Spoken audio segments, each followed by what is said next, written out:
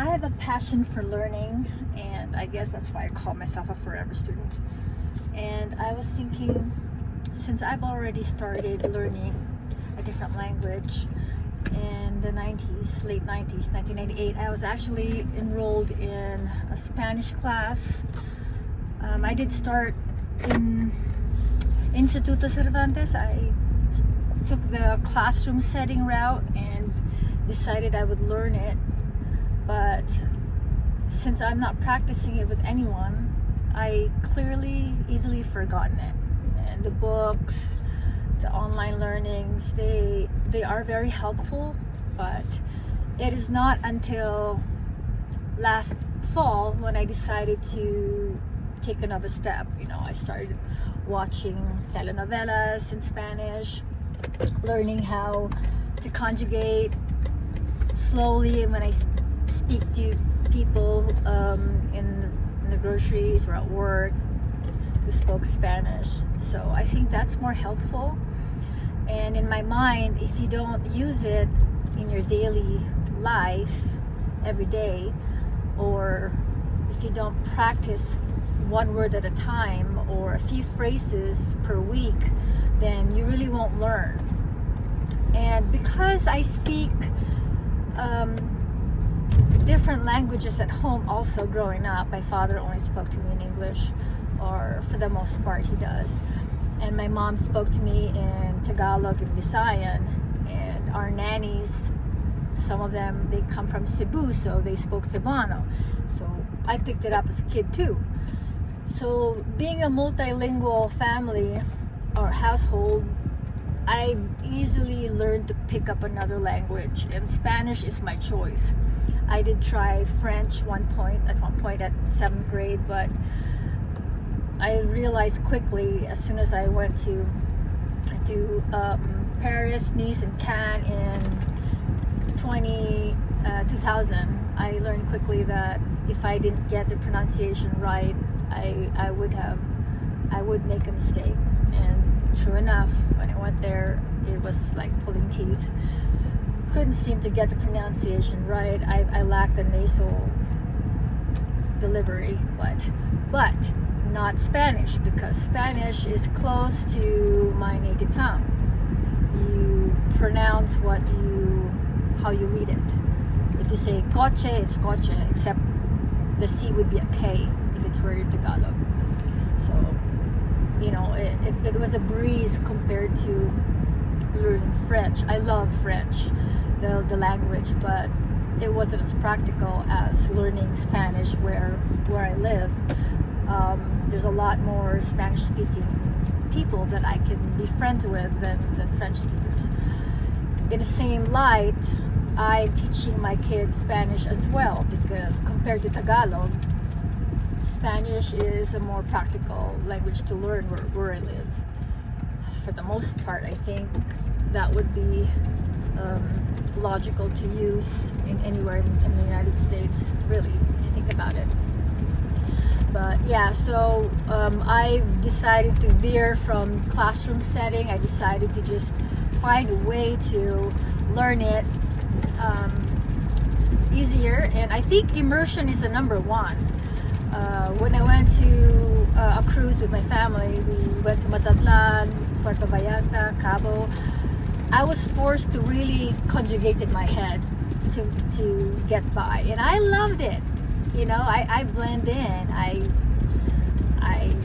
had a few phrases here and there, and it was fun learning and speaking a different language. And I said to myself, I'm gonna do the same thing here in the United States.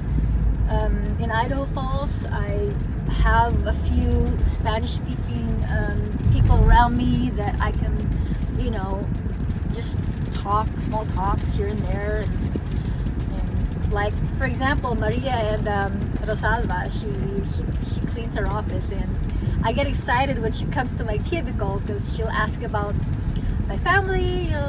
Hola chica, ¿cómo estás? And then I'll respond, and then she'll start asking about my family, and I, push a little bit by expanding more vocabularies, more adjectives and verbs, and you start conjugating it slowly. And the trick is to find the root word or the clues to what the conversation is about. So she'll say, "Tiene hijos, hijas." So that to me, oh, she's asking about my children. "Cuántos hijos, hijas?" And that means, oh, she's asking how many kids I have. Oh, dos hijos, una hija, and then una hijo, 11 años y 9 años. So you're starting to like conjugate, and to me, that's more learning that I can get better than just in a classroom, where you just repetitively memorize words that you'll forget when you get home. So, you know, and then to train my ears, I've been watching telenovelas in Spanish, sometimes Colombian, sometimes Mexican, depending on what storyline I prefer. So hearing that on a daily basis helped me retain the words, because they repetitively use words, right? Like just phrases like hola chico, hola chica, ¿qué pasa? ¿Qué pasando? Porque no sé, you know, those are common words that you hear in a regular conversation. And some say you need to watch the news in Spanish. It's proper Spanish, I get it, but when I meet people in the street, they're not broadcasters. They're not gonna be able to speak to you the way broadcasters speak in the news. It's common people, and I want to be their friend. I'm not there looking for proper Spanish speakers. I want to be friends with any simple Spanish speaking people in the street or at work. So I thought to myself, no, I'm not gonna learn from watching the news. I will learn from watching telenovelas, no matter how corny my husband says it is. To me, it's just, you know, I'm learning it in the common way. And that's exciting to me. So there, I think no matter how primitive or elementary my ways are in learning, I think whatever works, right? I mean, there's this online YouTube class that I go through. It's a free class, but she goes and takes donations. I would say Butterfly Spanish teacher Anna is amazing. I will recommend her to anybody who just wants to learn the language. She will make you feel like, you know, it's easy, and it's muy fácil, very easy. And don't take my word for it, I'm not giving her justice, but teacher Anna, I appreciate her because she made me more interested in the language and learning the book part of it, you know, like the proper way of speaking it. She'll even teach you how to use it in the wrong context, and she'll teach you what better way to say it, you know. So because context is king. If you don't say it in the right context, like for example, like I'm self-taught, right? So sometimes I'll pick up words like cuidarse and cuidate. To me, in my mind, they sound similar, but they mean differently. It can mean take care or stay away. So I'm like, I don't want my friend to think that I want him or her to stay away. I want her to know that I'm telling her take care.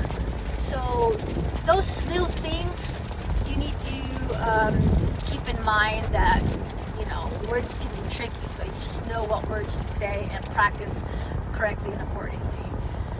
So yeah, I'm excited. I'm always learning. I'm a forever student. That's why I call myself that. Whether it be martial arts, dance, anything.